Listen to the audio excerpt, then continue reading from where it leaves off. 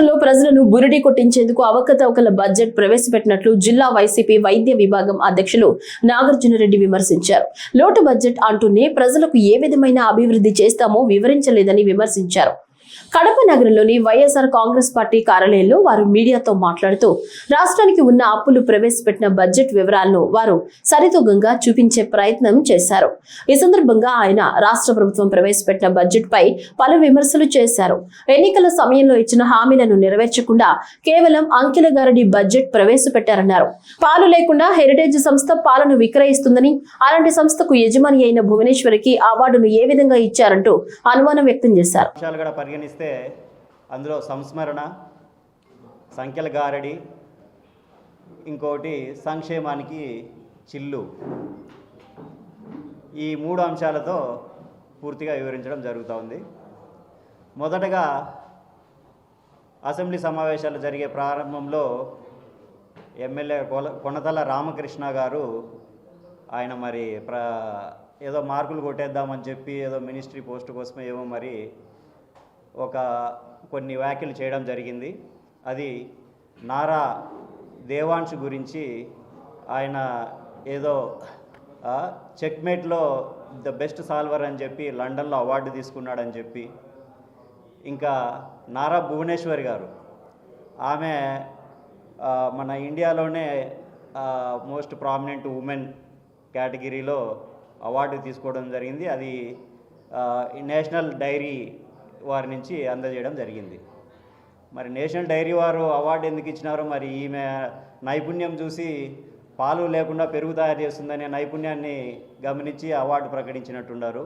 అంటే హెరిటేజ్ పెరుగు పాలు కాకుండా డైరెక్ట్ పెరుగునే కృత్రిమంగా తయారు చేసే విధానంలో ఆమెకు అవార్డు ఏమైనా ఆ కేటగిరీలో ఏమైనా వచ్చిందేమో తెలియదు. ఇట్లా ఇదంతా సంస్మరణ సభ. ఇది సంస్మరణ మీటింగ్ అవునా? సంస్మరణ కదా.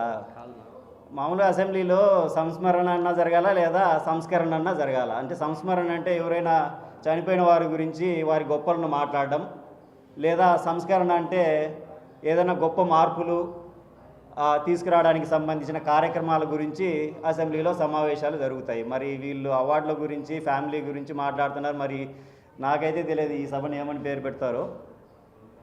ఒక ఫ్యామిలీ అసెంబ్లీ సమావేశాలు ప్రజల సమస్యలు చర్చించుకోకుండా ప్రజాధనాన్ని సమావేశాలకు ఇంత ఖర్చు పెడుతూ వారి ఫ్యామిలీకి సంబంధించినటువంటి గొప్పలు చెప్పుకోవడం అనేటువంటిది బహుశా ఇంతవరకు చరిత్రలో ఎక్కడా జరిగిండదు. అది మన అసెంబ్లీలోనే ప్రత్యక్షమైంది గత కొన్ని రోజుల కిందట. ఇంకా రెండో విషయానికి వస్తే సంఖ్యల గ్యారడి. ఈ సంఖ్యల గ్యారడి ఏంటంటే, బడ్జెట్ ఈ ఆర్థిక సంవత్సరం 2026-27కి గాను 3,32,000 కోట్ల వార్షిక బడ్జెట్ను పయ్యావుల కేశవ్ గారు ప్రవేశపెట్టడం జరిగింది. అందులో 2,58,000 కోట్లు రెవెన్యూ ఎక్స్పెండిచర్ కింద, మరో 58 కోట్లు క్యాపిటల్ ఎక్స్పెండిచర్ కింద చూపించడం జరిగింది. అందులో GSDP gross state development income కింద 19,75,000 కోట్లను జిఎస్డిపి కింద చూపించడం జరిగింది. ఇంతకుముందు ఎప్పుడూ లేని విధంగా జిఎస్డిపి అంటే ఇది దేశ జీడిపిలో పోలిస్తే 4.8% అనమాట. అంటే మన రాష్ట్రానికి సంబంధించిన షేరు దేశానికి సంబంధించిన జీడిపిలో దాదాపు 5%. అంటే ఎంతో అభివృద్ధి జరిగిందని ప్రజలను అభివృద్ధి చేస్తున్నామని ప్రజలను మభ్యపెట్టేదానికి ఇది ఒక గారడి అనమాట.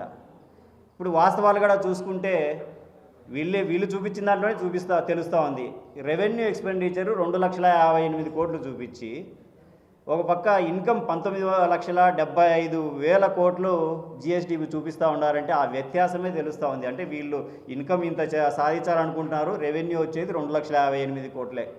ఆ గ్యాపే, దాన్ని బట్టి ఆ ద్రవ్యలోటు, పోయినసారి ద్రవ్యలోటు 79 లక్షల కోట్లు ఉండింది, ఈసారి ద్రవ్యలోటు 75 లక్షల కోట్లు.